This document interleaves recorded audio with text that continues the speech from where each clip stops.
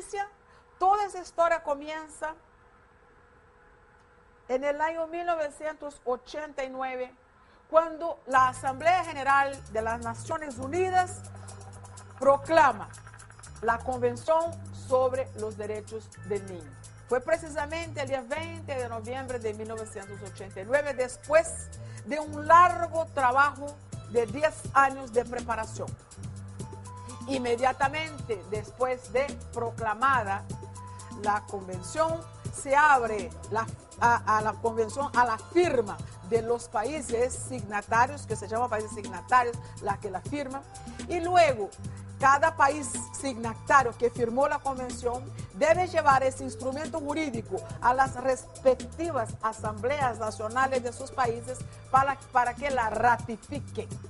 Entonces no basta firmar, sino que hay que ratificar una convención. Esa ratificación, Venezuela fue uno de los primeros países del mundo que lo hizo, y lo hizo precisamente el 29 de agosto del año 1990. Es decir, todavía no se había cumplido un año de la proclamación cuando Venezuela ya la había ratificado por ley interna. A partir de este momento, todo el contenido de la convención pasó a ser ley de la República. Es decir, si no hubiésemos tenido la LOPNA que desarrollara bien, nacionalizara, pusiera a tono con Venezuela los contenidos de la convención, aún así los niños tendrían sus derechos consagrados. Todos los países del mundo, excepción hecha de los Estados Unidos de Norteamérica, han ratificado la convención. Es decir, que es el instrumento jurídico más ratificado en toda historia del derecho internacional de los derechos humanos. Las leyes que se hagan para los niños después de la convención no son iguales a las leyes que se hicieron antes de la convención. Pero no solo en las leyes, en las estrategias fácticas, es decir, en las acciones para proteger derechos de los niños. Unas acciones tenían unas características antes de la convención y otras totalmente diferentes.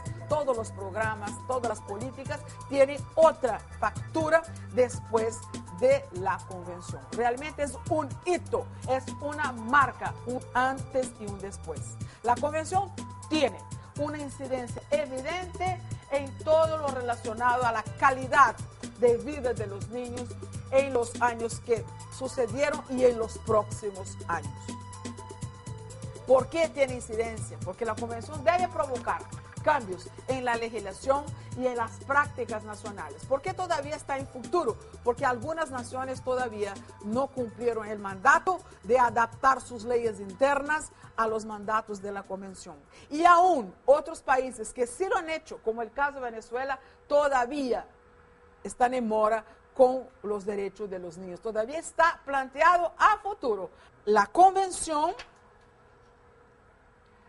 transforma las necesidades de los niños en derecho de los niños. Esto es importantísimo. Antes de la convención, los niños tenían necesidad de ser educados, tenían necesidad de ser alimentados, tenían necesidad de que se le vacunara. Después de la convención, tiene derecho a la salud, tiene derecho a la alimentación, tiene derecho a un nivel de vida adecuado, tiene derecho a la educación. ¿Cuál es la diferencia entre tener necesidad y tener derecho? Pues amigos, la diferencia es que cuando hablamos de derecho, entramos en el mundo de lo exigible. Las necesidades, si la cubren o no la cubren, no hay consecuencia jurídica para esto. Cuando hablo de derechos, yo puedo acudir a una de las instancias que las leyes de los países prevén para ser exigible, para requerir, para demandar el cumplimiento de esos derechos, con consecuencias jurídicas para aquellos que, estando en la obligación de cumplir esos derechos, no lo hagan. Entonces, ustedes, los defensores, son una de las instancias a través de las cuales se ejercen esos derechos, ante las cuales se demanda en una primera instancia el cumplimiento de estos derechos. Antes no había defensorías. ¿Por qué? Porque no había derechos, sino meras necesidades. Entonces el Estado las cubría o no las cubría, eso no tenía más consecuencia del reclamo de que no cumplen. Pero el ejercicio de la demanda por el cumplimiento solo advino del momento en que la Convención reformula de manera radical las relaciones entre la infancia y la ley. Con la Convención, no solo las necesidades se transforman en derecho, sino que la concepción del niño como aquel ser incapaz, tutelado por el Estado, se abandona igualmente para asumir que el niño y el adolescente son sujetos pleno de derechos y insistimos, derechos que son exigibles. La Convención sobre los Derechos del Niño significa un cambio de modelo, un cambio de paradigma. Paradigma igual a modelo. ¿Modelo de qué? De forma de concebir el tratamiento de la infancia. ¿Cuál era el modelo que había antes de la Convención y cuál es el modelo que hay ahora después de la Convención? Antes de la Convención, el paradigma o modelo que estaba vigente es el llamado modelo de la situación irregular, que no planteaba ningún derecho para los niños. Después de la Convención, el modelo que lo sustituye, el modelo que está vigente, es el denominado modelo de la protección integral, cuyo lema es todos los derechos para todos los niños. Para que puedan entender lo que hay ahora, es necesario que tengamos claro lo que hubo antes, por lo menos una aproximación de lo que hubo antes. No solo por necesidad histórica de saber que lo que hubo y lo que hay, sino que es importante advertir lo que hemos tenido que dejar atrás para que ustedes en el ejercicio de su función de defensores no vayan a incurrir sin querer en aquellas prácticas que eran propias del modelo anterior. Es difícil de superar. Es decir, todas aquellas personas que a 8 años atrás, cuando entró en vigencia la LOP en el año 2000, habían ejercido dentro del modelo tutelar, del modelo de la situación irregular, tiene a veces la tendencia y les cuesta mucho trabajo abandonar aquellas prácticas, es decir, el aspecto fáctico, aun cuando el aspecto legislativo ya esté adaptado a la Convención, la práctica diaria todavía no lo está plenamente. Entonces es importante tener claro lo que no deben hacer antes de entender lo que deben hacer. Qué es lo que había antes de la Convención en cuanto a paradigma y qué es lo que hay ahora. ¿Cuál es la diferencia entre una declaración de derechos del niño y una convención de derechos del niño? ¿Por qué estamos diciendo que la declaración es un ensayo de la Convención? ¿Y por qué la Convención es mejor que la declaración? Es que la declaración, ahí ya aparecen derechos de los niños, pero no son obligatorios para los países. En una declaración, el país asume que lo que está puesto ahí es bueno, es útil, es idóneo, pero no se obliga a su cumplimiento. Y si acaso el país no cumple lo que está escrito ahí, no le pasa nada. Al paso que cuando un país asume realmente la obligación a través de una convención, si no cumple con esas obligaciones, le cae el coco. Es decir, los comités de seguimiento de estas convenciones se hacen presentes y sancionan el país. Quiere decir que aquí fue necesario transcurrir 30 años para que los países asumiera una obligación con riesgo de sanción en aras de la protección de los derechos de los niños. Entonces, el antecedente máximo fue el del año 59 con la declaración. La culminación es la Convención sobre los Derechos de los Niños. No obstante, hay otros instrumentos jurídicos, tales como las reglas llamadas reglas de Beijing del año 1985 y las llamadas reglas de Riad del año 1990, que son compromisos, no son convenciones, son también compromisos de las Naciones Unidas con todos sus países signatarios para la protección de todos aquellos adolescentes o a veces niños que están en conflicto con la ley penal. Son específicas para adolescentes que están en conflicto con la ley penal. Es decir, la convención es para todos. Y las reglas de Beijing y las reglas de Riad tienen que ver con la justicia de menores, con la que ellos se llama justicia de menores, con los adolescentes que están en conflicto con la ley penal. Protección integral.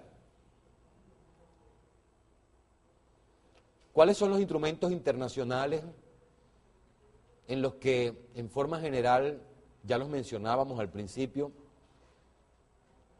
forman parte de los antecedentes de una manera u otra y también de los fundamentos de la protección integral? La Carta de Derechos del Niño de la Sociedad de Naciones de 1924,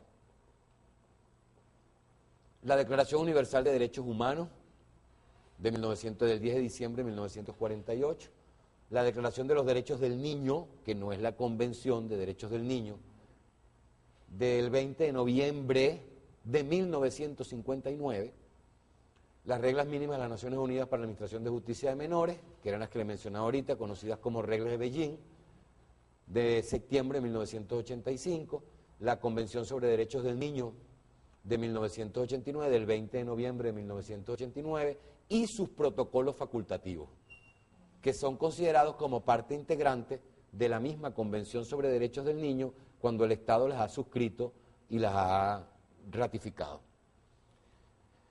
Hasta ahora se han producido 2 protocolos facultativos que yo les pido que se informen sobre ellos. Uno y otro tienen mucha importancia, quizás para nuestra realidad en este tipo de área metropolitana, uno más que otro, pero deben estar informados de ambos. Uno es sobre prostitución y explotación sexual, prostitución infantil y prostitución de niños y explotación sexual comercial, y el otro es sobre niños vinculados a conflictos armados. Son una ampliación, un desarrollo de normas ya existentes en la Convención, que se considera deben ser ampliadas, aumentadas, ¿verdad? Incluso a veces que se considera que deben tener un mayor alcance que el que originalmente tuvo. Por tanto, yo les pido que los revisen. Las reglas de las Naciones Unidas para la Protección de Menores Privados de Libertad, de 1990, conocidas como directrices de Riad. Les mencioné algunos otros que tienen que ver con la resolución sobre tratamiento y atención de la familia, de 1974. Les mencioné los pactos de derechos civiles y los pactos de derechos sociales, económicos y culturales, los pactos interamericanos, que se puede considerar que son antecedentes bien importantes porque tienen disposiciones que benefician y ayudan a interpretar los derechos humanos de los niños. ¿Qué hay que aclarar de esto?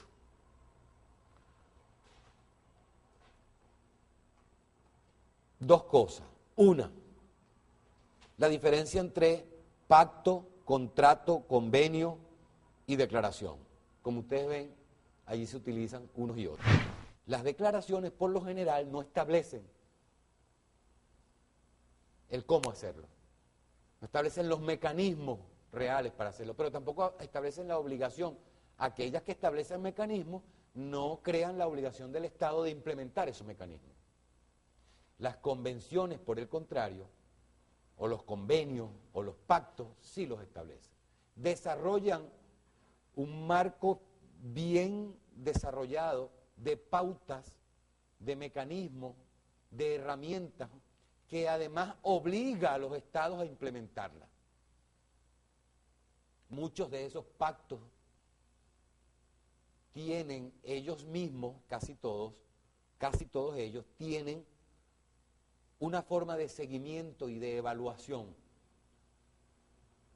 para el cumplimiento de las obligaciones desprendidas de esos tratados. La Convención sobre Derechos del Niño, por ejemplo, tiene una forma de seguimiento internacional, que es el Comité de Naciones Unidas de Derechos del Niño, que va a ir haciéndole seguimiento al cumplimiento de las obligaciones contraídas por el Estado. Las declaraciones no tienen eso. Pero además, las obligaciones que se generan responsabilizan al Estado a transformar institucionalmente ese propio Estado,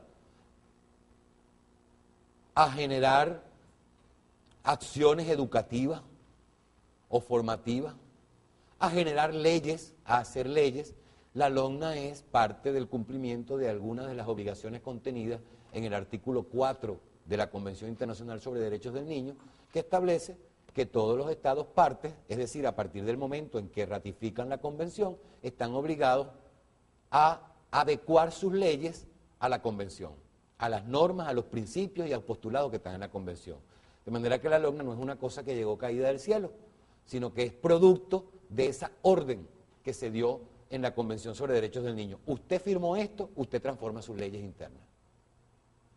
Ya su ley interna, si es tutelar, ya no podrá seguir siendo tutelar. Usted tiene que transformarla. ¿Qué son esos principios? Vamos a ver algunas cosas sobre esos principios. El principio de igualdad, que está contenido en el artículo 2 de la Convención sobre Derechos del Niño y desarrollado en el artículo 3 de la Ley Orgánica de Protección a Niños y Adolescentes. Yo les decía que la igualdad es tomada de la filosofía universal de derechos humanos, ¿se acuerdan?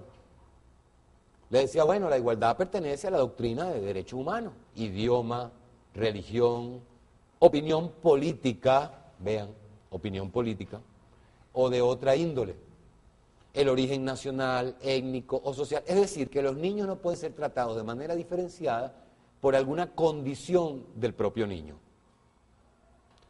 Que si un niño es gordo y el otro es flaquito, yo voy a tratar distinto al gordo, distinto al flaquito. Que si un niño es rico, el otro es pobre, voy a tratar distinto al rico, distinto al pobre. Que si un niño tiene una condición de ser nacional y otro tiene una condición de no ser nacional, pero se encuentra en la jurisdicción, es decir, en el país, ¿verdad? Yo le voy a tratar distinto porque aquel le dijo colombiano, o es colombiano y fue traído para acá. Yo lo voy a tratar diferente. No. Fíjense que el artículo 1, cuando define el objeto de la LOGNA, el artículo 1 es claro cuando dice que tiene por objeto proteger a todos los niños que se encuentren en el territorio de la República. No dice a todos los niños venezolanos, dice todos los niños que se encuentren en el territorio, lo cual es además coherente con este principio de igualdad,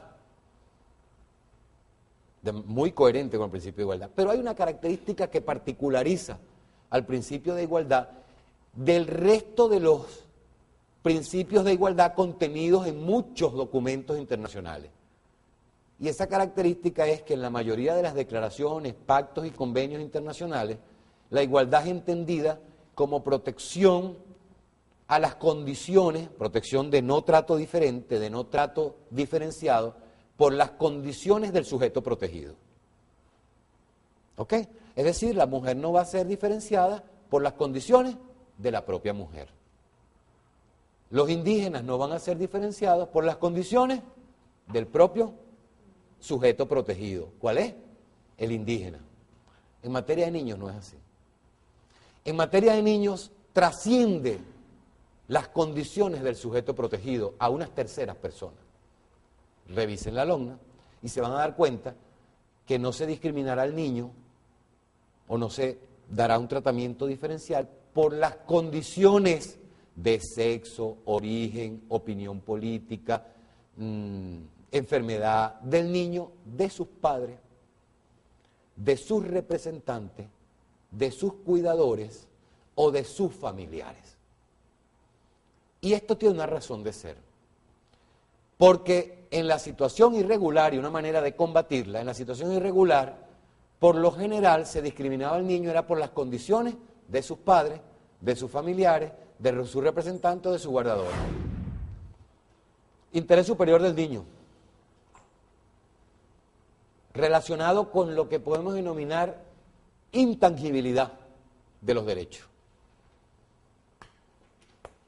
En el sentido de que todos aquellos reconocidos constitucionalmente, ¿verdad? O aquellos que progresivamente sean reconocidos internacionalmente, aunque no estén reconocidos ni constitucional ni legalmente, ¿verdad? Forman parte del interés superior del niño. ¿Y qué significa el interés superior del niño? Artículo 3 de la Convención sobre Derechos del Niño, artículo 8 de la LONA. Dice el 3 de la Convención que en todas las medidas concernientes a los niños que puedan adoptar las instituciones de beneficencia o las instituciones públicas o privadas, o las autoridades en general, los tribunales, autoridades administrativas o cualquier otra autoridad, una consideración primordial a la que se atenderá en el momento de tomar la medida, de tomar la decisión, ¿verdad? Una consideración primordial a la que se atenderá será el interés superior del niño.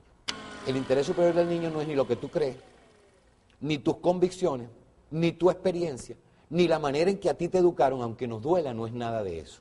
El interés superior del niño son los derechos, de manera que si un juez, o en este caso un consejero de protección, o un consejero de derechos, o una defensoría de niños, va a tomar una decisión, lo primero que tiene que medir en una reglita así, imaginaria si quiere, si no la hace de realidad, derechos hasta el infinito, y va enumerando familia, registro civil, educación, cultura, deporte, juego, libre desarrollo de la personalidad, recreación, nutrición, lactancia materna, salud, atención prenatal, atención postnatal, etcétera. Va haciendo todos los derechos ahí.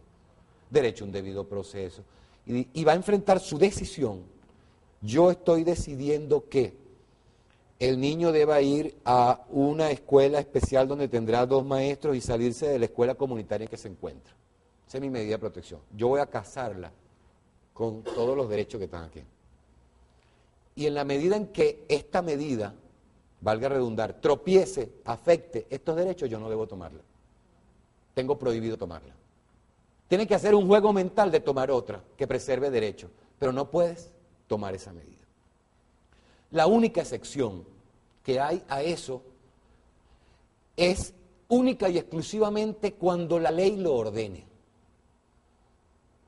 Es tan limitador de la libre discrecionalidad, y aunque nos duela, yo insisto, porque nos duele tener que estar precisados a no tomar una decisión que queremos por educación, por la manera en que nos han educado. En ese caso, por ejemplo, un chamo que no quiere estar con su familia y que le pida a uno como consejero que quiere estar en una institución X. Ahí no se estaría violentando un derecho. ¿Cuál derecho violentaría? O sea, por el de libre... El de estar criado en una familia, el de vivir en libertad, tener contacto con sus padres. Pero el chamo le está pidiendo a uno, como consejero, que él no quiere vivir en esa casa, que prefiere vivir en una institución X. Yo te he hecho un cuento. Yo te he hecho un cuentico, mira. A mí mi hijo, que tiene 16 años, a veces se pone a conversar conmigo sobre algunas actitudes que él puede tomar o X, que uno puede considerar en un momento determinado que son perjudiciales y esto. Y en más de una oportunidad me ha dicho, papá, lo que pasa es que yo cometo esos errores porque tú nunca me has pegado. La culpa es tuya. Tú tienes que pegarme cuando yo cometa esos errores. ¿Qué quiero decir con esto? Que el propio niño puede violar sus derechos. Y la medida de protección no está orientada, equivocadamente creemos que sí. Yo lo acabo de decir en un artículo que escribimos sobre los mitos de la ley, los mitos de los derechos. A veces creemos en el sistema de protección que siempre debemos dictar una medida, ¿verdad?, que complazca al niño. Y siempre creemos que siempre se está violando derechos. Pues no, nos vamos a tropezar con situaciones, primero, que no son violación de derechos. Y así vamos a tener que declararlas, que no constituyen violación de derechos. Y nos vamos a tropezar con situaciones en las que no es un tercero el que está provocando la situación de amenaza, sobre todo de amenaza de los derechos, sino que es el propio niño. Y cuando hay esa situación, la ley te autoriza a tomar la medida contra el propio niño. La ley lo dice. Entonces, no todo lo que el niño diga es conducente a la protección de sus derechos. Un niño te puede decir hoy día, con toda certeza te va a decir, yo prefiero estar en el internet que estar en la escuela. La mayoría de los niños. No vamos a analizar los factores de por qué un niño puede decir eso. Porque, bueno, podríamos pasar días y horas y meses y siglos aquí analizando todo, donde la escuela también tiene su grado de responsabilidad y la familia, ¿verdad? Pero tú por eso vas a dictar una medida de protección de que no vaya más para la escuela porque él tiene derecho a la diversión, a la recreación, a la distracción. No. Equilibrio, hermanos, equilibrio. Y esa medida de interpretación que trae el artículo 8 de la LOGNA dice equilibrio. Equilibrio entre los derechos de los niños y sus deberes. Él tiene derecho a recrearse, pero también él tiene derecho de ver a la educación. Y la prioridad absoluta está en la LOGNA en el artículo 7. ¿Eso es correcto? Y está en la Convención en el artículo 4. ¿Qué significa la prioridad absoluta? Significa que el Estado, las instituciones, dispondrán del máximo de los recursos de que tengan para especialmente para cumplir derechos sociales, económicos y culturales. Esos son los términos que usa la Convención en el artículo 4. Que en cuanto a derechos sociales, económicos y culturales, se dispondrá hasta el máximo de los recursos, ¿verdad?, para estos derechos, a través de la política pública. Y por eso, la LOGNA, cuando desarrolla la prioridad absoluta, dice que ella significa, al menos, protección preferente en la formulación de las políticas públicas, preferencia en la prestación de asistencia y socorro, preferencia en la asignación de recursos y en la destinación de estos recursos. Que vean ustedes cómo los principios tienen que ver con el desarrollo del sistema. Esto que parece un principio general tiene que ver claramente con una de las atribuciones dadas a los consejos municipales de derecho en el artículo, creo si no me equivoco, 147, que tiene que ver con la supervisión y evaluación del presupuesto. Hacer esa revisión presupuestaria y proponer reformas al presupuesto que se está discutiendo o que ya ha sido aprobado. Y si no, ejercer la acción de protección si se ha violentado el principio de prioridad absoluta. Yo voy a decir un ejemplo que a veces es odioso, que de cada 100 bolívares, la mitad más un poquito esté destinado a los niños. Porque no es que de cada 100 bolívares, 5 bolívares estén destinados al presupuesto para los niños. Eso no es prioridad. Prioridad es estar primero, estar antes de, es decir, que es lo más importante. Significa también que ustedes tienen, los que van a ser consejeros de derecho, una labor para poder hacer el análisis de la política pública, para poder proponer la política pública. Ustedes proponen al municipio qué tipo de política debe aprobar el municipio para cumplir con el principio de prioridad y qué tipo de presupuesto. Y es tener el análisis de situación de los derechos de los niños en su municipio. Porque si no, ¿con qué van a proponer ustedes una política? Si no conocen la realidad. Y no es la realidad empírica, la que ustedes se imaginan porque todos los días ven un niñito en la calle. No, es la realidad científica que se recoge a través de datos, elaborando indicadores apropiados a través de datos. Es una función que yo digo que es la función principal que tienen los consejos de derecho. A partir del análisis de situación se derivan todas las actuaciones de los consejos, casi todas las actuaciones de los consejos de derecho. Significa que la política pública debe garantizar los dos grandes aspectos de la protección integral, prevención y atención. Y que los recursos no pueden estar destinados para niñez solamente en atención como comúnmente se cree. Y en lo que incurrimos muchos de nosotros, empezamos, ¿cuáles son los programas que vamos a elaborar aquí en el Consejo de Derecho para proponerlos? Espérate, programa debe responder a una política. El programa es una unidad de ejecución de una política determinada. el ejercicio que hay que hacer es, vamos a ver cuáles son las políticas que hay que hacer. Y después se verán cuántos programas son necesarios para ejecutar esas políticas. Sin embargo, lo hacemos siempre al revés. La sociedad, por su parte, debe participar activamente en toda la institucionalidad de protección. Y para eso, fíjense ustedes, como un principio se desarrolla a través de un sistema. Y un principio a través de un sistema que hay que cuidar, que no se regresen principios, que no se retrocedan, ¿verdad? Y desaparezcan esos principios. Y yo insisto en esto, porque justamente la representación social es una característica del control social de los derechos humanos. No solamente en materia de niñez, sino una característica de todos los sistemas de derechos humanos. La sociedad participa activamente en la exigencia de derechos. ¿Quién exige, reclama, promueve, defiende derechos en nombre de la sociedad en el sistema de protección de niños? Las defensorías de niños y adolescentes. No garantizan derechos, ¿verdad? No protegen directamente los derechos, indirectamente sí, pero los reclaman y por eso los protegen indirectamente. Los exigen, intervienen para su cumplimiento. ¿Y por quién está organizada las defensorías? ¿Por quiénes pueden ser organizadas?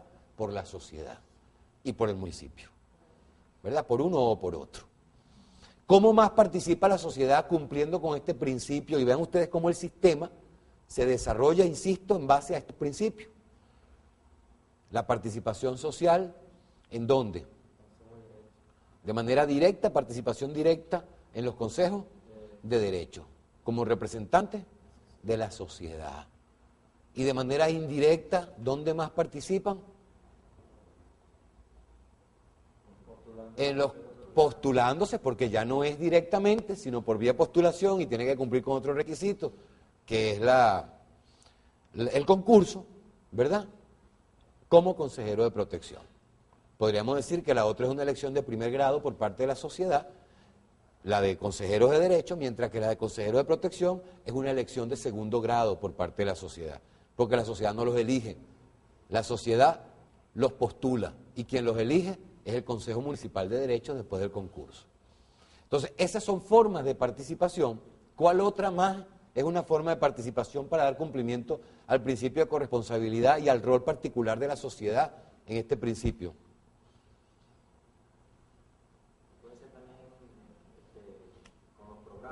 Los programas, que son mixtos, exceptuando el programa de privación de libertad, que solo se puede hacer público, es decir, del sector público. Pero el programa de ustedes, de educadores de calle, es público, es del municipio, de la alcaldía mayor. Esa es otra forma de participación. Lo que sí debe estar claro, que aquellas que son particulares obligaciones del Estado, ¿verdad?, y que solo serían consecuencia del cumplimiento de una obligación primaria del Estado, tú no se las puedes cargar a los particulares. Por ejemplo, en el mismo ejemplo de educación, si yo en 200 kilómetros a la redonda no tengo una escuela, no me exijas a mí que le dé educación a mi hijo, porque esa es una particular obligación del Estado que la asumió constitucionalmente. No se le puede exigir tampoco a la sociedad, ¿y por qué la sociedad no hace una escuela? Que la haga la sociedad y ponga a sus maestros allí. No. Por eso les decía, nada de arroz con mango, nada de cóctel de fruta. En el principio de corresponsabilidad, cada quien tiene sus roles precisos y en la LOGNA es muy claro el rol que tiene cada uno en el principio de corresponsabilidad. El primer principio importantísimo es la no discriminación. La Convención comprende un conjunto de normas destinadas a la población infanto-juvenil en general, no solo a los menores en situación irregular.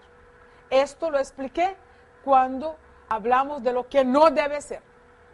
A todos los niños y adolescentes, independientemente de su raza, color, sexo, idioma, religión, opinión política y de otra índole, el origen étnico o social, la posición económica, los impedimentos físicos, el nacimiento o cualquier otra condición del niño, de sus padres o representantes.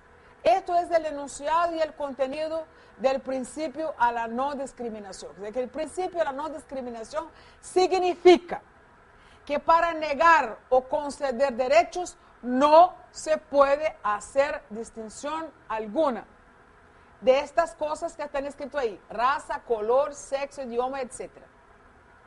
Lo más importante de todo eso, lo más importante no, lo más novedoso de todo eso es que la convención no constriñe, no restringe el derecho a la no discriminación a las condiciones personales solo del niño o del adolescente, sino que la extiende a de sus padres o representantes. Quiere decir que yo no puedo negar o conceder derechos utilizando como fundamento cualquiera de estas condiciones de sus padres o representantes.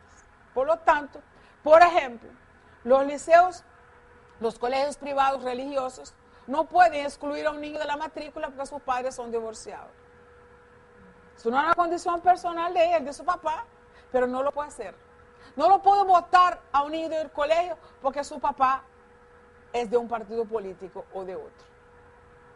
Es decir, que se extiende más allá de la persona del niño y alcanza las condiciones de sus padres o de sus representantes. ¿Dónde está esto en la LOPNA? ¿Puedo hacer eso, verdad? Ubicar los principios en la LOPNA. Entonces, porque no quiero entrar en la materia ajena, ¿no? De repente usted tiene previsto dar eso en otro momento. Pero voy a ubicar esos principios en la LOPNA como enunciado. Entonces, ¿dónde estará en la LOPNA este artículo, este principio? En el artículo 3 de la LOPNA. Y es igualito. Las disposiciones de esta ley se aplican por igual a todos los niños y adolescentes, sin discriminación alguna, fundada con motivos de raza, color, sexo, edad, idioma, pensamiento, conciencia, religión, creencias, cultura, opinión política o de otra índole, posición económica, origen social o étnico nacional, discapacidad, enfermedad, nacimiento o cualquier otra condición del niño o adolescente, de sus padres, representantes, responsables y va más allá, o de sus familiares. Entonces, el interés superior del niño es un principio clave que orienta la interpretación de la normativa inspirada en la doctrina de la protección integral. Según ese principio, el niño está primero. Sus intereses privan sobre los intereses de los demás.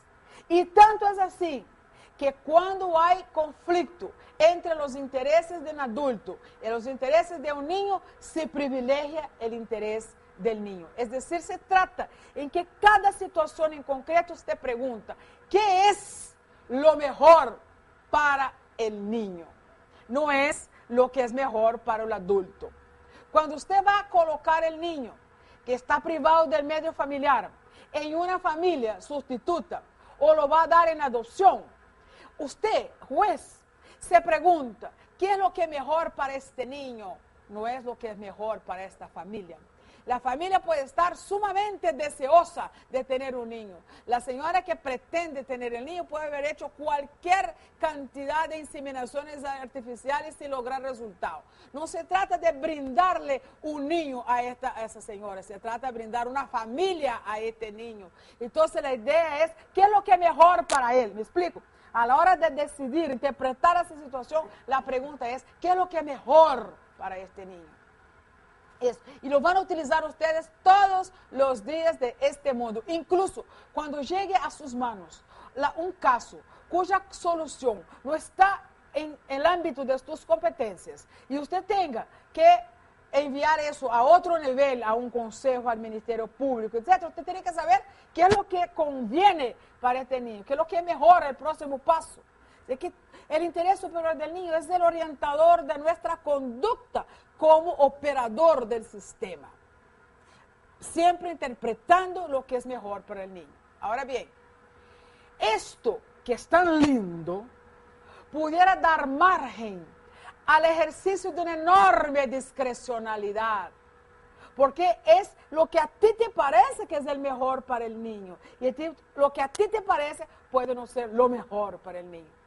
En tu cabecita pudiera parecer, pero en la realidad pudiera no ser. Entonces, ¿cómo hace uno para controlar el contenido de ese interés superior del niño para que no sea utilizado para mal? Nos costó, amigos, Dios y su santa ayuda, buscar una fórmula en la LOPNA que ahora les voy a leer para disminuir la discrecionalidad, por lo menos intentar la discrecionalidad, disminuir la discrecionalidad a la hora de decidir lo que es mejor para el niño. Entonces les voy a invitar que leamos, si tienen la LOPNA por allí, si los que no tengan, no importa, vamos a leerlo con tranquilidad, qué es lo que es el interés superior del niño y qué es lo que hay que considerar cada vez que usted, en tu vida, en tu casa y en su vida profesional y donde sea, tenga que decidir lo que es lo mejor para el niño. Entonces, esto está, si no tiene la LOPNA ahí, pues ponga artículo 8 para que usted pueda, pues, entender lo que es mejor para el niño. Entonces, leo. El interés superior del niño es un principio de interpretación y aplicación de esta ley, el cual es de obligatorio cumplimiento en la toma de todas las decisiones concernientes a los niños y adolescentes. Todas las decisiones relacionadas con los niños y adolescentes deben estar orientadas, insisto, por el interés superior del niño. Este está dirigido a asegurar el desarrollo integral de los niños y adolescentes, así como el disfrute pleno y efectivo de sus derechos y garantías. Está claro para lo que sirve el principio. Ahora, para determinar en una situación en concreto cuál es el mejor interés del niño, el interés superior del niño, qué es lo que es mejor para el niño, hay que seguir las pautas que te da el parágrafo primero de este mismo artículo 8. Dice, para determinar el interés superior del niño en una situación concreta, se debe apreciar, primero, la opinión del niño y los adolescentes. No son excluyentes, no basta la opinión, son concurrentes, es decir, tiene que examinar la situación con todos esos parámetros que están aquí. B, la necesidad de equilibrio entre los derechos y garantías de los niños, adolescentes y sus deberes. El ejemplo que acabo de darles, si el niño quiere estar a las 11:30 de la noche viendo una película, jugando en internet, mira, ¿cuál es tu decisión? Si él se queda o se va a dormir, va a oírlo. ¿Y por qué quiere ver ese programa? Ay, mamá, yo quiero ver ese programa, ¿sabe por qué? Porque ahí va a tener algo interesantísimo para mi lección de mañana. O para que un trabajo que tengo que hacer. Pero, hijo, yo te lo grabo. No, mamá, es que el grabador está malo. Y entonces, y usted va escuchando la historia de por qué quiere quedarse hasta las 11 de la mañana, de la noche, escuchando esto. Oye lo primero. Bueno, después que te convenció, chico, que sí, que no se puede grabar, que la cosa y tal, que sé yo, ¿te lo crees? Ok, entonces, pero te va a la segunda cosa que debe tener claro. El equilibrio en sus deberes y derechos. Él tiene derecho, pero también tiene deber, sí, pero lo que está diciendo es que el deber es de estudiar. No, pero está diciendo que eso no es de la recreación, que eso también es estudio. Ajá. Entonces, como que sí, ¿verdad? Porque lo que él va a oír es bueno para sus estudios. Entonces, ¿qué es lo que es mejor? Ya van ganando dos. Dos cosas ya están a favor de quedarse hasta las 11 de la noche. Luego, la necesidad de equilibrio entre las exigencias del bien común y los derechos y garantías del niño y del adolescente. Entonces, él quiere oír aquello en el máximo volumen. Y la abuelita está enfermita y está necesitada de descanso. Entonces el bien común de la casa, él vive ahí con la abuelita. Sí, pero la abuelita es vieja y él es un muchachito. Sí, mijo, pero el bien común. Entonces usted discute con él que él puede quedarse, pero con el volumen muy bajito. Y si es preferible, pongo los audífonos para no molestar a la abuelita, ¿correcto? La necesidad de equilibrio entre los derechos y de las demás personas y derechos y garantías del niño y del adolescente. La abuelita tiene también el derecho a dormir y eso va entre descansar y esto va en relaciones de los niños también. Tienes que considerar. Y la condición específica de los niños y adolescentes como personas de desarrollo. Lo que es bueno para un niño de 3 años no es bueno para un niño de 12. Y que es para un niño de 12 no es para el de 17. Si él tiene 17 años, él tiene más capacidad de dominar sus sueños, él tiene 8. Si el niñito tiene 8, me dijo, pero a pesar de todo esto, tú necesitas sueño, necesitas dormir bien. Por lo tanto, olvídese eso, yo te lo grabo, ¿ok? Yo te lo grabo y mañana lo vemos. Ahora, si el niño tiene 16, bueno, déjalo, pues. Porque ya su necesidad de sueño no es la misma de un niño de 8 años. ¿Me estoy explicando? Entonces, decisión final, vea, chico, vea esta cosa, pero que no se te haga costumbre, ¿yo? Que es una vez, cuidado con eso. Ok. Es un ejemplo muy doméstico, muy casero de lo que es examinar el interés superior del niño, porque muchas veces uno cree que el interés superior del niño es un problema de jueces. Es un problema de por allá, no, porque el derecho a la recreación que él arguyó, que él pidió que tú respetara al comienzo, es un derecho. Y tú tienes obligación de respetar. Tú tienes que ver lo que es mejor para él. ¿Está claro? Luego, en la aplicación del interés superior del niño, cuando exista conflicto entre los derechos e intereses de los niños y adolescentes frente a otros derechos e intereses igualmente legítimos, prevalecerán los primeros. Es decir, para que prevalezcan el interés superior del niño, es necesario que sobre los derechos de los demás adultos, es necesario que ambos derechos sean legítimos. La abuelita tiene derecho a dormir, es legítimo. Y él tiene derecho a recrearse, también es legítimo. ¿Qué se prefiere? El del niño. Pero siempre diciéndole que tiene que respetar los derechos de los demás y el bien común de la casa, rompa la cual no puede ser un escándalo, una fiesta, un jueves. Mamá, mi cumpleaños es el jueves, yo quiero hacer el jueves, mamá, hágalo el sábado. No, tiene que ser el jueves, porque imagínese usted, se pasa el día, sí, bueno, imagínese usted. Ajá, entonces vamos a examinar el permiso para hacer su fiesta dentro del artículo 8. Y eso así es el maestro, así es el juez y así es el defensor de los derechos de los niños, cosas que serán ustedes. ¿Está claro? Este artículo es esencial, es fundamental, un artículo fundamental de la Convención. El otro es la prioridad absoluta, es decir, es un concepto operativo. Significa que se atiende primero que nada, antes que nada, a las necesidades y derechos básicos de los niños. Entonces, no es ya de interpretación, aquí ya es de acción. Entonces, los niños tendrán primacía en recibir atención y socorro en cualquier circunstancia. Hay una inundación, los consejos de derecho, de ahí que aparecen los consejos de protección, de la participación, porque están participando en la ejecución. No es que la sociedad vino, explicó lo que quería y se fue, no, control. Son los principios fundamentales, las disposiciones directivas. En el artículo 4, el artículo 5 y el artículo 6 que voy a explicarles ahorita, por si no, la garantía de los derechos de los niños y adolescentes. ¿En qué? Definición, ejecución y control de políticas de protección, es sentarse con el Estado y diseñar las políticas. ¿Cómo se hace eso aquí en Venezuela? A través de los consejos de derechos. Los consejos de derechos son los órganos, que veo que Gloria le va a contar esta tarde, son los órganos a través de los cuales se sienta la sociedad con el Estado para el diseño de políticas. Si no se sienta para el diseño, la sociedad en pleno está en el deber de ayudar a ejecutar y en pleno está en el deber de controlar la ejecución de estas políticas. Eso no es solo ahora un problema del Estado.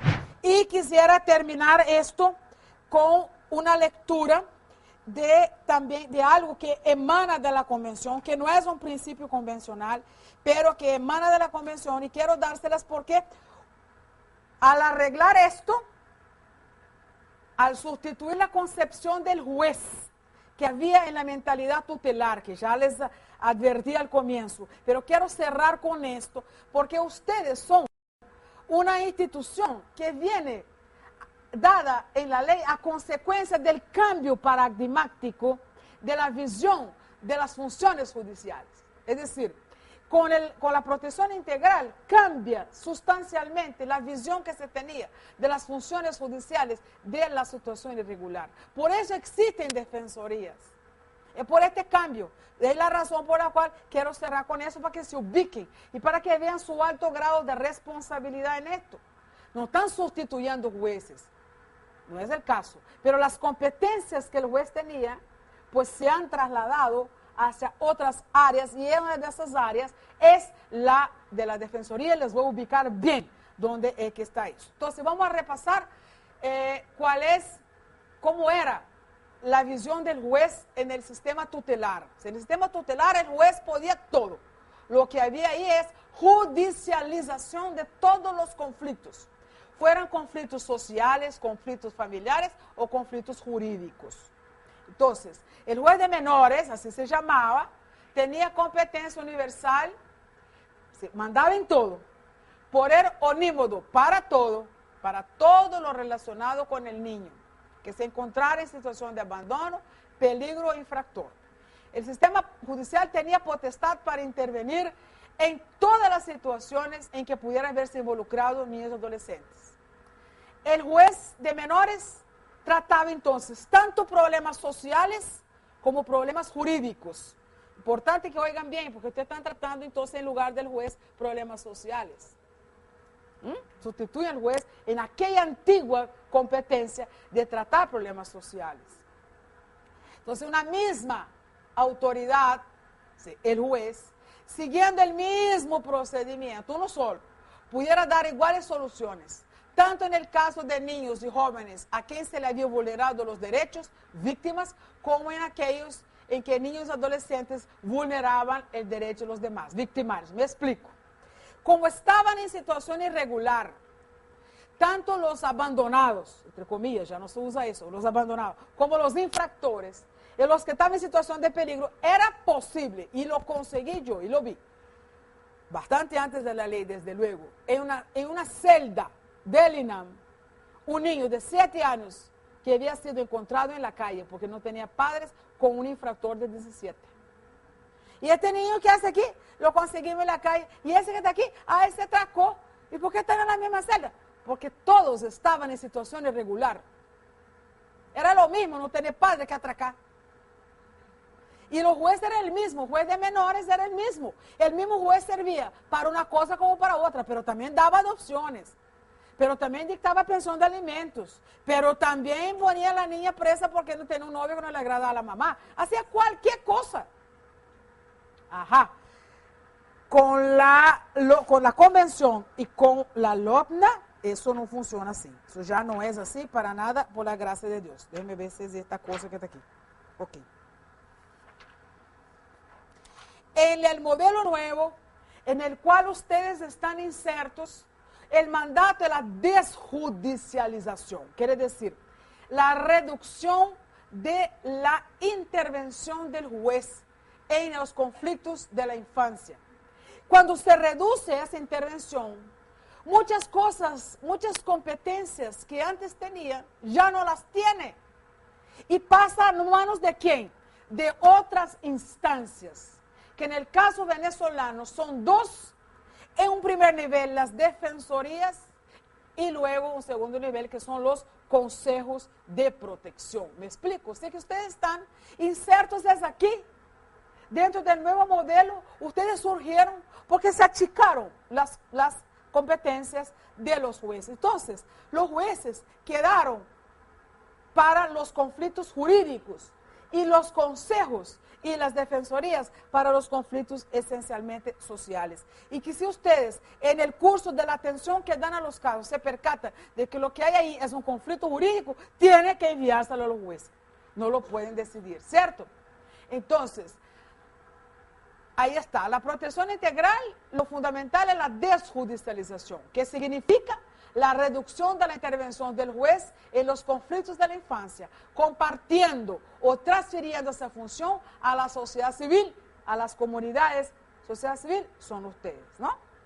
La doctrina de la protección integral considera que el sistema judicial es un aspecto más de la protección. No es el único que puede proteger el juez. La defensoría también puede proteger. Los consejos también pueden proteger. Esa es la consideración, ¿cierto? Y que el juez solo debe ser utilizado para decidir asuntos estrictamente jurídicos. Y véngase para acá, importantísimo lo que le voy a decir ahora. La convención nos obliga a separar el tratamiento jurídico y fáctico de dos categorías de adolescentes, de niños adolescentes. Los que son víctimas de violación de sus derechos, de los que son victimarios, es decir, violan derechos de los demás cometiendo delitos, ¿cierto? El juez, ya mucho menos cansado, es decir, descargado de su competencia universal, que lo obligaba a hacer de todo, pues puede hacer una cosa mucho más importante: atender casos que jurídicamente son conflictivos. Guarda, por ejemplo. Usted no puede ser guarda, ¿no? No, para nada. Si usted consigue, si a su despacho llega una persona que tiene un conflicto, que el niñito quiere que quede conmigo, el niñito queda con su mamá y aquel de pelota, señor, yo no soy competente. Eso hay que ir, ¿a dónde? A casa del juez. Ese es un conflicto jurídico. Mire, lo que pasa es que quisiera adoptar un niño.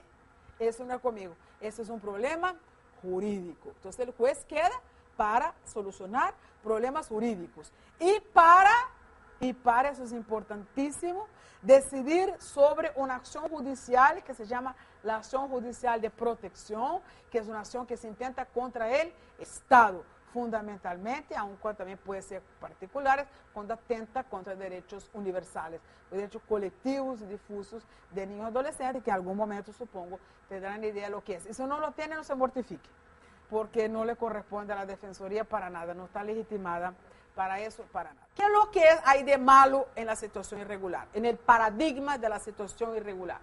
Primero, porque discrimina. Voy a explicar cada uno. Segundo, porque niega la defensa. Tercero, porque judicializa. Y cuarto, porque institucionaliza. ¿Qué quiere decir cada una de estas cosas? ¿Por qué la situación irregular discrimina? Porque divide el mundo infanto-juvenil en dos grandes grupos.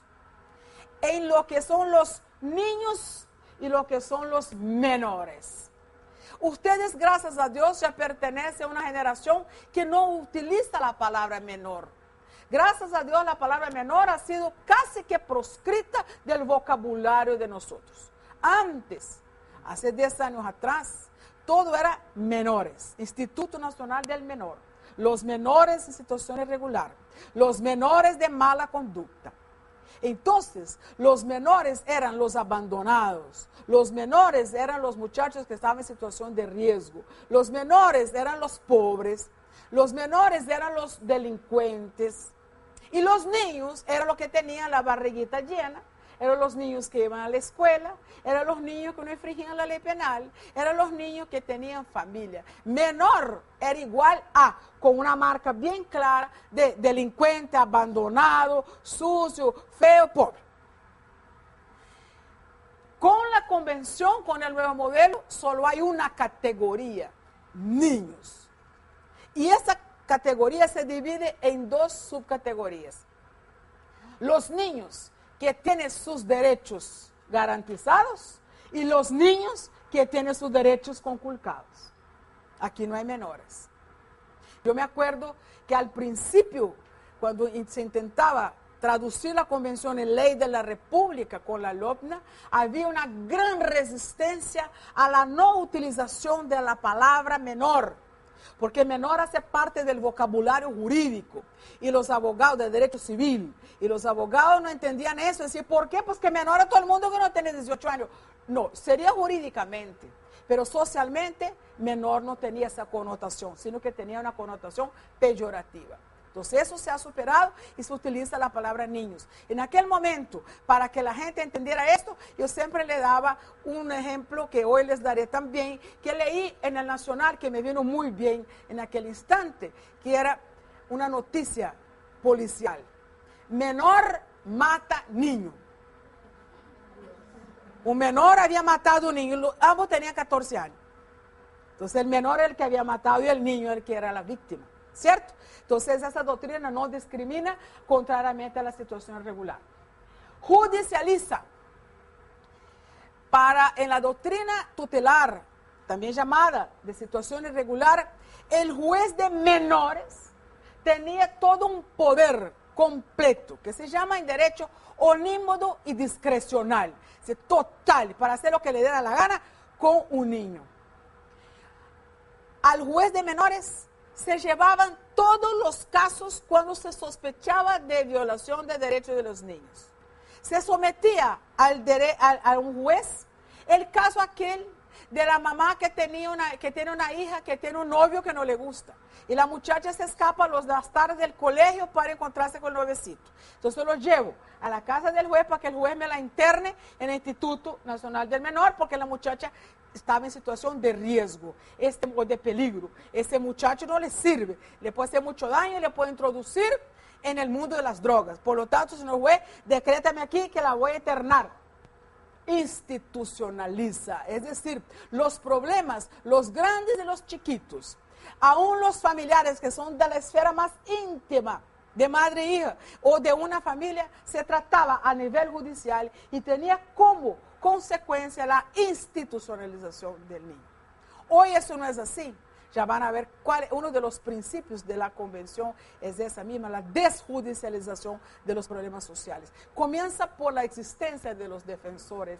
La existencia de los defensores es la manifestación más acabada, más clara para ustedes del cambio del paradigma.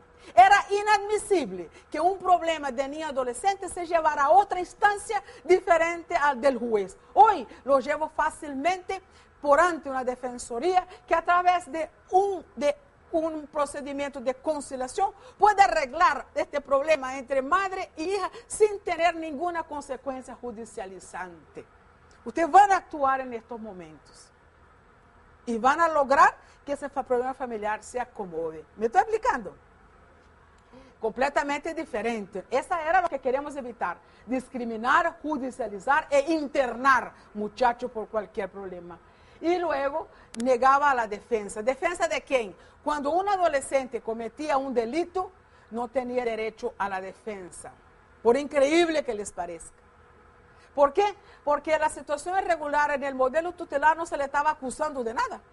Simplemente era una constatación de un niño que había un adolescente cometido un delito. Pero no se le negaba, no se le concedía el derecho a la defensa, lo que hoy se hace a través de un proceso penal del adolescente, donde hay un abogado defensor obligatorio, público o privado, en el caso de que el acusado así lo prefiera. Entonces, esta cosa no se puede ya tolerar. Ya tenemos muchos años de haberla superado desde el año 90, cuando ratificamos la convención. Y poco a poco, realmente así ha ido cambiando, gracias a Dios. No tenemos todo muy perfecto, pero ha ido cambiando. Entonces, la situación irregular, ¿a quién se dirige? Insisto, la situación irregular o el paradigma tutelar se dirigía a los abandonados, menor abandonado. ¿Cuánto tiempo hace ustedes que no oyen la palabra menor abandonado? ¿Cuál es la nomenclatura que se sustituye ahora? ¿Cómo se llama un niño que no tiene papá ni mamá? Se llama niño privado del medio familiar. Y no es solo un problema de nomenclatura, es un problema de conceptos que ustedes, a medida que corran en su curso, van a comprender mejor. Se dirigía a los que estaban en situación de peligro, que luego se llamó situación de riesgo, que era una forma más suave de decir la cosa. El ejemplo más acabado son los niños que están en la calle, los niños drogadictos, los que pelean con la mamá por el novio. Supuestamente están en una situación social que pudiera llevar a consecuencias graves. A estos nomás. Y a los infractores. Es decir, el menor infractor era el adolescente en conflicto con la ley penal. Y los demás niños, inexistentes. Es decir, no solo se encontraba discriminados aquellos que son pobres, sino aquellos que no son tan pobres o son de otra clase social adinerada, que también se les viola el derecho.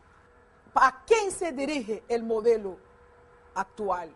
A todos los niños y adolescentes, independientemente de la clase social a la cual pertenecen. Es decir, que cuando les llegan a ustedes un adolescente que estudia en el Colegio San Ignacio o en el Colegio La Salle o cualquier colegio de la clase social más adinerada y les diga a ustedes, mira, nosotros no podemos jugar porque no nos deja, el profesor no nos deja. Bueno, es una violación del derecho a la recreación. Entonces usted va a oírlo, va a llamar al profesor, pero si usted dice, no, pero usted trabaja, usted estudia en el San Ignacio, mi amigo. Yo tengo mucho trabajo con los niños petarios, yo no puedo ir ni al San Ignacio aquí. Se está devolviendo a la situación irregular. Porque está discriminando a aquel que no le parece que necesita de usted. Es decir, todos los niños y adolescentes del país necesitarán los servicios de un defensor. Porque no admitirlo así sería quedar anclado en el modelo tutelar. La situación irregular que debemos superar hacía un abordaje de la infancia bajo la percepción de la lástima, compasión, caridad y represión. Pobrecitos, están en la calle. Qué lástima, no tiene que comer. O entonces, este malandro hay que darle. A este malandro hay que darle con todo. O entonces, pobrecito, que la mamá lo amarraba el pie de la mesa, entonces quedó traumatizado y salió a violar a la señora de la esquina. Nada de eso es correcto. Es decir, no son dignos de lástima, no son dignos de compasión y de caridad ni de total represión. Son ciudadanos que tienen derechos que deben ser protegidos, que pueden ejercer y que ameritan una respuesta efectiva por parte de todos aquellos que están involucrados en la solución de esta problemática. ¿Me he explicado? No pueden discriminar porque el niño, usted está muy ocupadas con los niños pobres y no puede atender ningún otro que aparezca por ahí. La situación irregular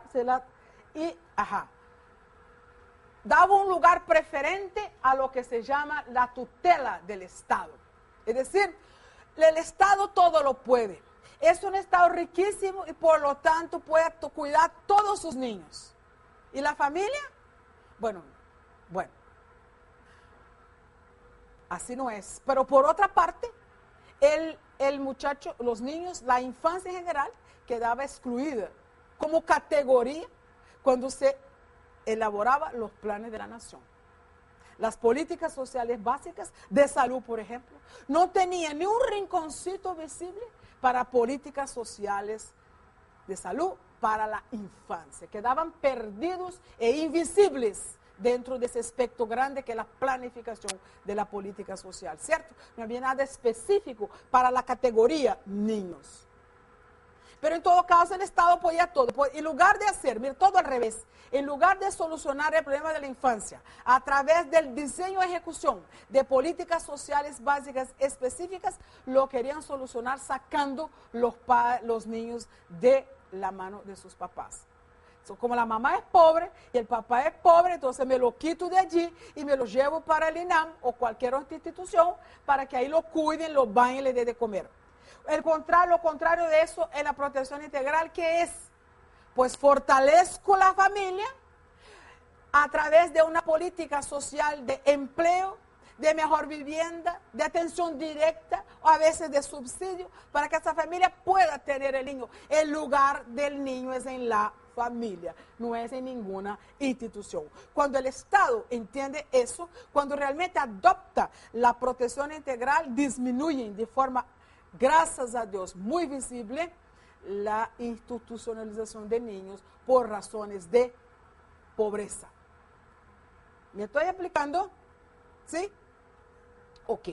Entonces, concluyendo esto, esa parte de la situación irregular, de lo que no debe ser, de lo que debemos superar, y todavía estamos en mora con esa superación, concluye esta primera parte diciendo que lo que vamos a ver ahora es todos los derechos para todos los niños.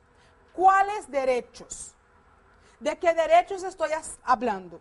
Pues de muchos derechos. Y son tantos los derechos que están en la convención que hemos tenido que categorizarlo en 4 partes, en 4 renglones, separarlos en 4 categorías. Tenemos la primera categoría, que son los derechos a la supervivencia, La segunda categoría, los derechos al desarrollo. La tercera categoría, los derechos a la participación. Y la cuarta categoría, los derechos de protección. Claro que eso está en la convención, todos ellos ampliamente desarrollados. Claro que todos esos derechos están en la LOPNA, mejor desarrollado todavía. Esta denominación de menores es tomada, prestada del propio derecho, ¿verdad? Pero no del derecho de situación irregular, sino que es tomada prestada del derecho romano, donde la minoridad era una condición simplemente jurídica civil para la representación, nada más. Es decir, que yo no podía comprar algo o vender algo o contratar algo si no era mayor de edad. Solo de efectos, digamos, titulares. Aún siendo titular de algo, ¿verdad? Yo no podía venderlo por sí solo, sino que tenía que hacerme representar, en el caso de ser menor, o como lo llamaban los romanos, impuber, ¿verdad? En caso de ser impuber. Pues el derecho tutelar de situación irregular toma prestada aquella noción de menores y a todo aquel que tenía problemas, que no tenía educación, que tenía carencias socioeconómicas, afectivas, o discapacidades, etcétera, etcétera, todo aquel iba a ser llamado también menor. Ya no solamente menor a los efectos civiles, a los efectos de contratación, sino menor a los efectos sociales. Pero tan importante es, digamos, esta denominación que le dan, como importante es la consecuencia que esta denominación trae. Y la consecuencia que esta denominación trae en la ley es que copia también, traspola del derecho romano, una institución que creó el derecho romano con otros fines, y aquí en el derecho de situación irregular se crea con fines totalmente distintos, que es la institución de la tutela. Si en el derecho romano la tutela era una forma de representación para suplir la condición de minoridad, para poder contratar, ¿verdad?, para poder administrar determinados bienes, es decir, que tenía solo los efectos civiles, ellos copian aquella institución de la tutela y la convierten en una tutela para los efectos sociales. ¿Cómo se puede imaginar ustedes que el Estado puede tutelar en el concepto original de lo que era tutela, representar en todos los actos a un menor que fue declarado en situación irregular? Pero todo esto se crea porque los creadores de leyes manejaban, y todavía se maneja la teoría, de que las leyes deben adaptarse a la realidad. Casi todos hemos escuchado eso, ¿verdad? De que las leyes se deben adaptar a la realidad. O todos hemos escuchado las leyes deben adaptarse a la realidad. Pues las leyes de menores tomaron aquella realidad que yo les he relatado, que yo les he descrito, y la convirtieron en norma jurídica. Lo que pasa es que esa realidad era injusta. Esa realidad era inhumana. Esa realidad era de exclusión, de minimización de la condición y de la condición social de un niño, hasta convertirlo en anulado totalmente. La ley se abrogó la decisión de que todos los niños carecían fundamentalmente de derechos de participación y que todos los derechos de participación eran representados por los adultos.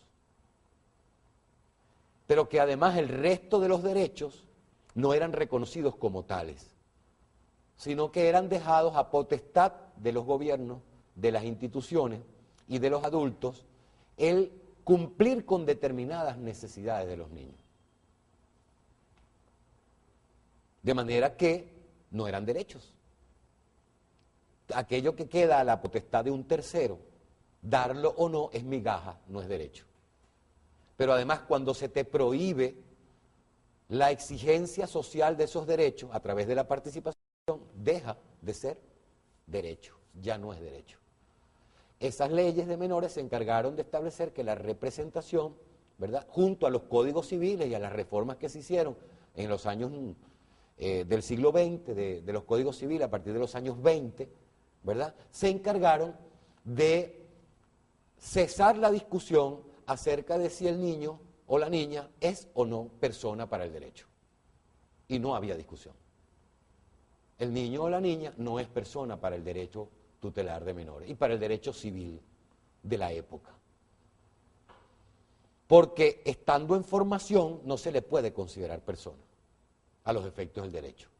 Vean la relación que esto hay con la Declaración Francesa de los Derechos del Hombre, que les comencé, cuando comenzamos a hablar, les comencé con ella.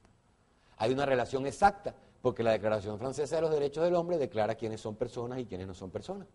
Y entre los que no son personas están las mujeres y los niños. Entonces, evidentemente que hay toda una relación de construcción jurídica para la negación del niño en su propia condición humana. Lo que les decía, la desconstrucción de la niñez sustituye las responsabilidades de la familia y esas responsabilidades comienzan a asumirlas las instituciones del Estado o las instituciones benéficas. Asumen aquellas responsabilidades primarias de la familia que habíamos definido como las responsabilidades de cuidado diario, orientación, alimentación, ¿verdad? Esas que están más a la mano de las condiciones y, digamos, de la razón primigenia de ser de la familia, ¿verdad? Son sustituidas a través de la tutela del Estado. Niño con problemas, familia con problemas, ¿verdad?, lejos de plantearse la restitución del derecho que le ha sido violentado, ¿verdad?, o por lo menos la prevención para que no se presente una violación determinada de derecho, se le viola un nuevo derecho. Pongamos, por ejemplo, un niño en condiciones de pobreza no va a la escuela. ¿Cuál es la solución en la situación irregular? ¿Cuál sería la solución en la situación irregular? Llevarlo a una institución. Declararlo en situación de abandono que lleva inmediatamente a la declaratoria de situación irregular y el Estado ejerce la tutela. Es decir, él no va a ser educado en las escuelas normales y naturales porque él debe ser algo así como un poquito más que un marciano. Y hay que meterlo en una institución especial donde va a tener un maestro especial. Excluido de la sociedad y excluido de los lazos familiares, porque ahora su familia es la institución, su familia es el Estado y el Estado representa y decide lo que se va a hacer. ¿Qué está haciendo el Estado? Sustituyendo la labor natural de la familia, que es quien se encarga de la vigilancia, el cuidado, la orientación y la educación de sus hijos. ¿Eso está claro? ¿Y qué se haría en esa situación de pobreza en la protección integral? De lo que se trata es de restituir el derecho de manera integral. Yo lo mando para la escuela y a los 2 días está otra vez. Y después lo tengo en la calle. Y después es un niño de calle. Casi automáticamente después es un niño de calle. ¿Cuál es la situación estructural que requiere de una verdadera protección integral de derechos? Por eso hablamos de doctrina de protección integral, porque no es así por darle un título bonito. ¿Cuál es la causa estructural que hace que el niño no esté en la escuela? La situación de la familia. Si la familia no tiene condiciones, no puede cumplir sus obligaciones, así de clarito. Si yo soy un pobre muerto de hambre, que no tengo ni siquiera para vestirme yo, ¿cómo van a pensar que voy a tener para alimentar a mis hijos? Que además no manejo ninguna destreza, oficio, no fui formado, no tuve oportunidades, o no las consigo en la comunidad, ¿cómo pretenden que yo cumpla una obligación que no estoy en condiciones de cumplir?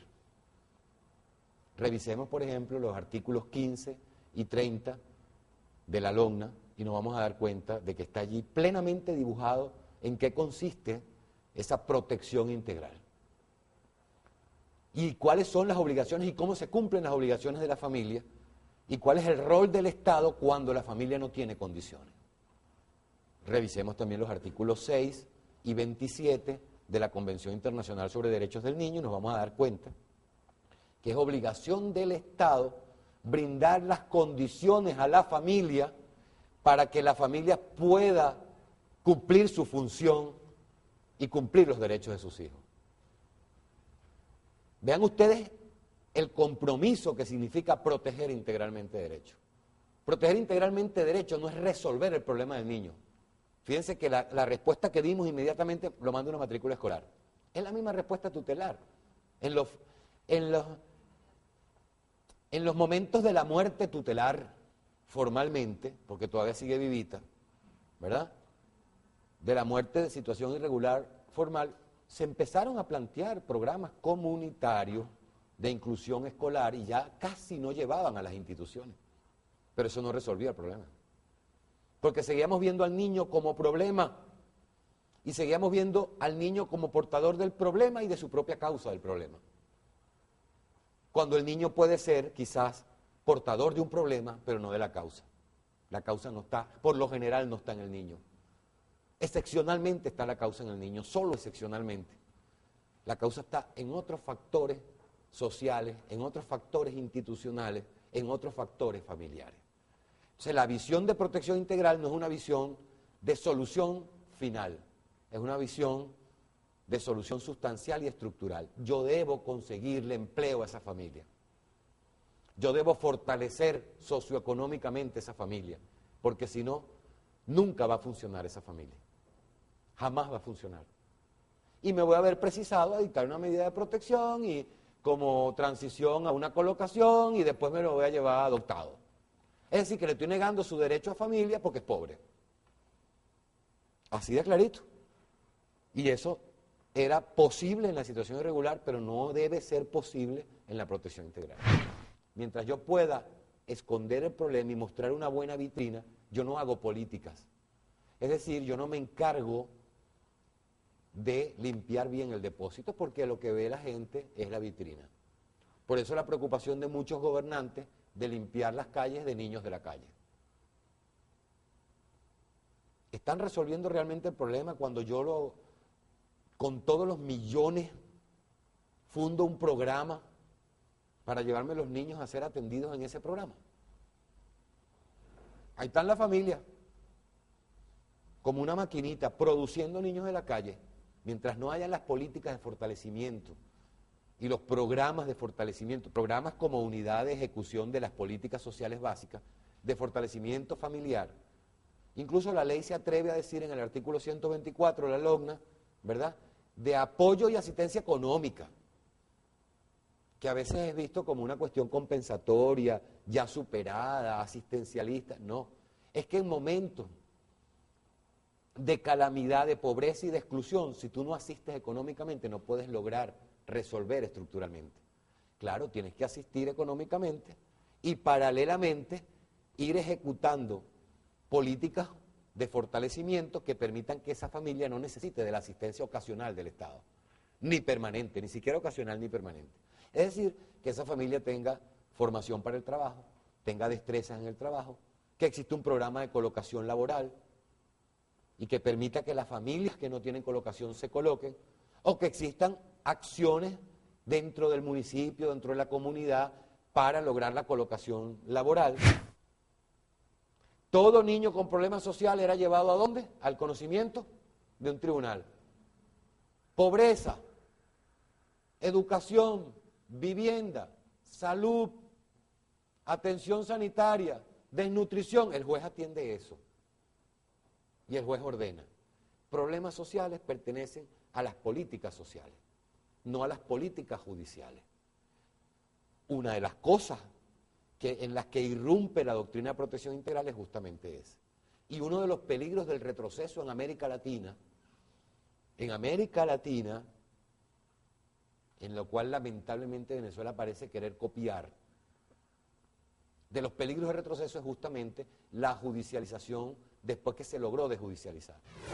Porque los niños con problemas en la situación irregular Una de las características, por supuesto, es que eran tratados de forma diferenciada al resto de los niños. De forma diferenciada, lo cual involucraba que no eran iguales, que para la ley no eran iguales. Y que por tanto, unos iban a ser sometidos a un régimen jurídico y a un régimen institucional de atención distinto al resto, que significaba la violación de sus derechos. Ahí dice a los abandonados material y moralmente o moralmente, a los que se encuentran en situación de peligro y a los infractores. Y estas son 3 subcategorías de la categoría general de situación irregular. Dice, según la definición del Instituto Interamericano del Niño, situación irregular es, comillas, aquella en que se encuentra un menor, tanto cuando ha incurrido en un hecho antisocial,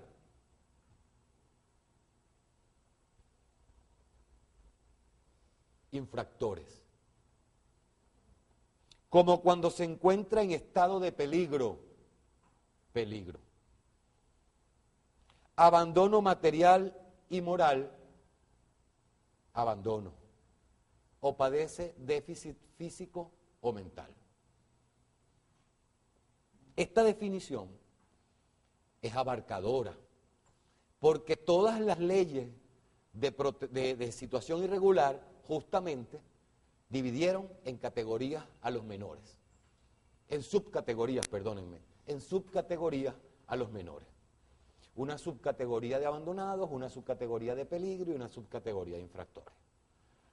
Dentro de la subcategoría de abandonados, por lo general, desde la ley Agote, que fue en Argentina en 1919, y desde la decisión de una corte de Nueva York en 1874, los abandonados son aquellos que son maltratados por sus padres o sus progenitores o sus responsables.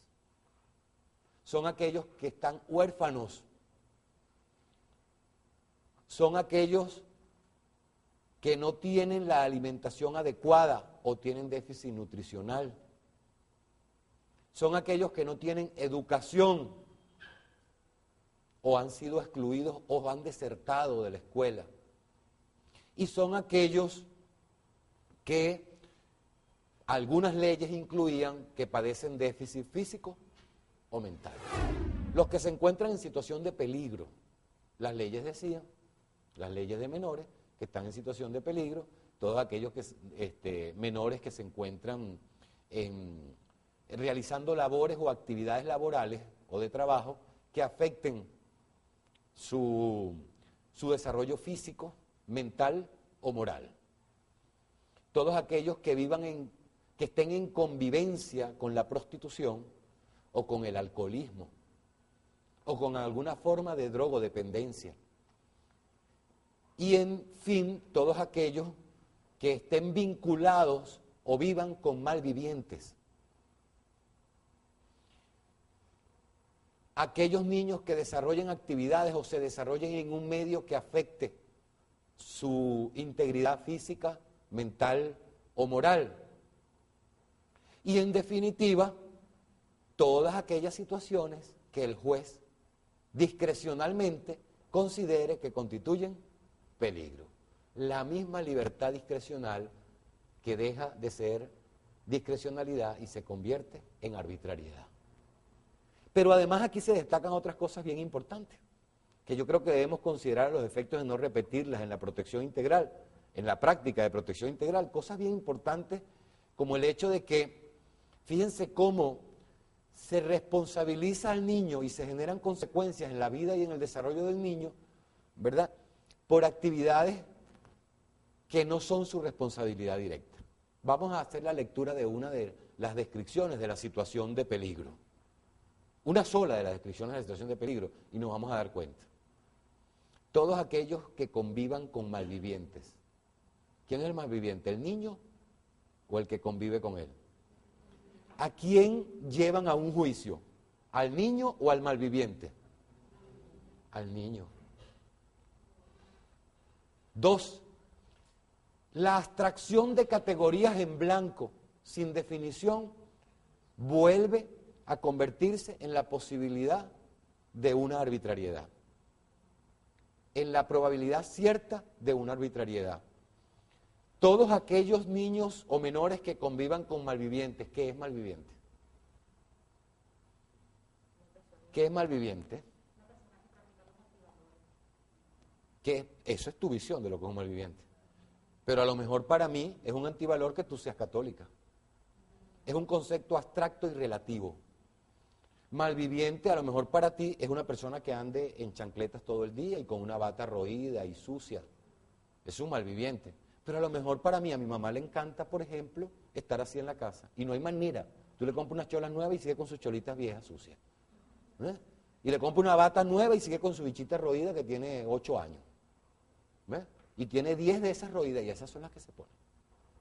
Entonces es un concepto subjetivo, el ser malviviente, en la medida en que además eso no constituye una categoría jurídica. Puede constituir una categoría de análisis social, pero no una categoría jurídica. Porque se supone que el peligro viene dado por las tesis positivistas que crean mitos peligrosistas en la sociedad en donde determinadas conductas son potencialmente delictuales, aunque no sean delictuales. Malviviente es, por ejemplo, acostarse a las 12 de la noche y eso puede ser potencialmente delictual. Las teorías positivistas no castigan, no sancionan el resultado, sino que sancionan la conducta, aunque no sea un resultado delictivo. Es decir, eso es lo que ayudó a formar lo que muchos conocen el derecho penal del autor y no el derecho penal del acto. Se castiga por los actos, no se castiga por lo que tú eres. Y aquí se empieza a castigar por lo que tú eres o potencialmente puedas ser, y no por el acto y las consecuencias del acto. ¿Cómo vamos a definir y a partir de esa definición de la protección integral tratar de entender los derechos? Tratar de entender toda esta doctrina de derechos humanos que a veces aparece como tan compleja. Vamos a tomar como clave una definición que incorpora todos los principios de derechos de los niños, incorpora las categorías o grupos de derechos que se han sido clasificados internacionalmente e incorpora a su vez, además de los derechos universales, la protección especial considerada por algunos autores como derechos individuales. Yo no lo veo de esa manera, sino lo veo como protección especial. Decimos pues, en esa idea, y que a su vez es pedagógica porque nos sirve para entender toda la doctrina de protección, al incorporar estos ejes de principios, derechos, normas y acciones, es decir, al incorporar la parte, digamos, de mecanismos garantistas con los derechos y los principios, nos sirve de pedagogía. Decimos que es un conjunto de políticas, acciones, planes y programas. Ahora tendríamos que integrarle, de acuerdo a la ley de planificación, proyectos que con prioridad absoluta, y ahí tenemos un primer principio de la doctrina de protección, se dictan y ejecutan desde el Estado con la firme participación y solidaridad de la familia y la sociedad, y ahí tenemos otro, que es la corresponsabilidad, a la cual vamos a aclarar más adelante. Fíjense que aquí se dice que este conjunto de políticas se dicta desde el Estado, para no confundir el rol que tiene de participación la sociedad y el rol de responsabilidad que tiene el Estado. Se dice claramente se dictan y ejecutan desde el Estado, con la firme participación, y allí está la corresponsabilidad, y solidaridad de la familia y la sociedad, para garantizar que todos los niños y niñas gocen de manera efectiva, otro principio de efectividad o de garantía, que es el principio que le da el origen a las garantías, ¿verdad? Y sin discriminación, ahí está otro principio, el principio de igualdad, de los derechos humanos y aquí vienen los grupos de derechos clasificados por la propia Convención sobre Derechos del Niño, supervivencia, desarrollo y participación. Y después en rojo, al tiempo que atiende las situaciones especiales en que se encuentran los niños individualmente considerados o determinado grupo de niños que han sido vulnerados o están amenazados en sus derechos. Y esta parte en rojo es lo que constituye la protección especial. De que toda persona desde 0 hasta 18 años son sujetos activos, personales, directos y sujetos sociales de su propio desarrollo. Ese reconocimiento hasta el surgimiento de la propia Convención sobre Derechos del Niño no existía, no eran reconocidos, sino que quienes se encargaban de hacer posible o no la cobertura de las necesidades, ¿verdad?, sin exigencia social y sin exigencia jurídica de ninguna naturaleza, eran las instituciones, los adultos, el Estado, pero no les era exigible de manera alguna. 2, constituye la doctrina de protección una respuesta pública, como dice allí, para la afirmación, realización e implementación de los derechos como oportunidad para la transformación social. Es entendida la doctrina de protección integral como un instrumento que contribuye a las transformaciones sociales requeridas para la justicia, para la equidad, construida desde los niños, pero construida también con los niños. No es desde los niños por los adultos, sino construida desde los niños con la participación de los niños, que es uno de los fundamentos principales de la transformación social que busca la doctrina de protección integral.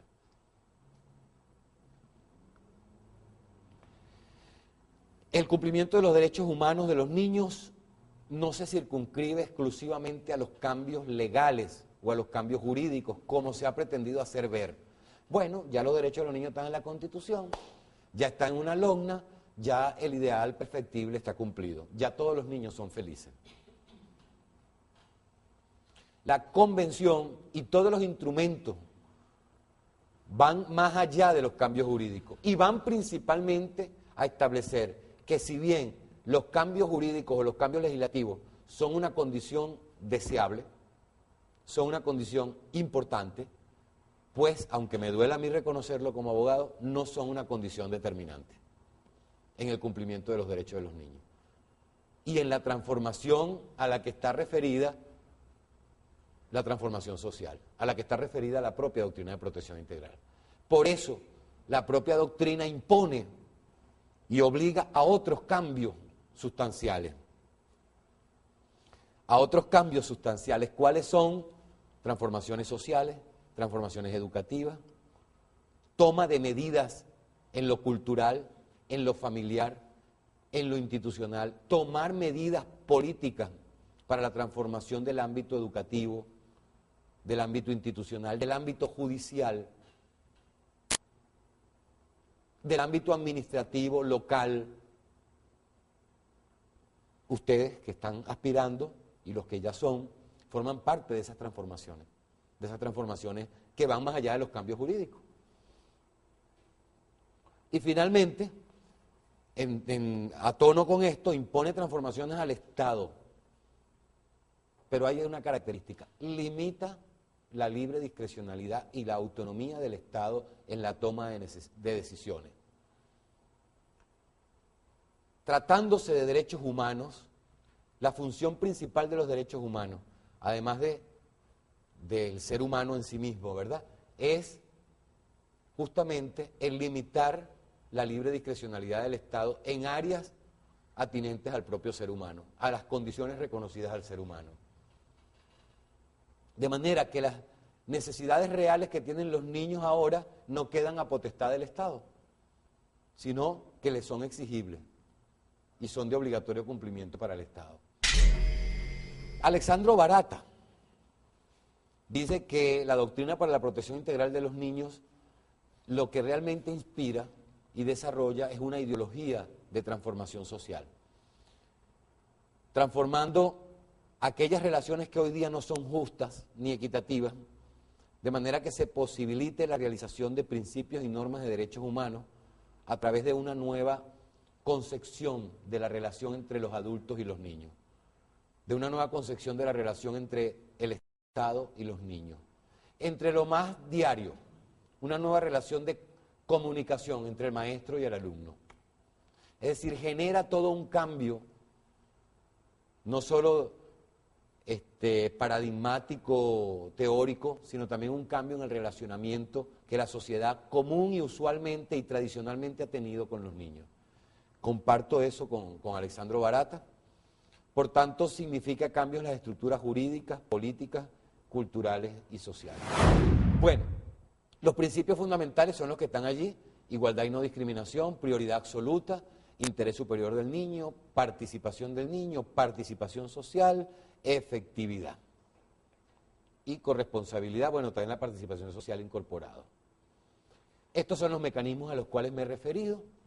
Esos mecanismos confluyen y deben confluir tanto en los mecanismos normales, naturales de un Estado, como en los mecanismos constitucionales, legales, institucionales y sociales, y todos se deben a estos principios, a los principios señalados anteriormente.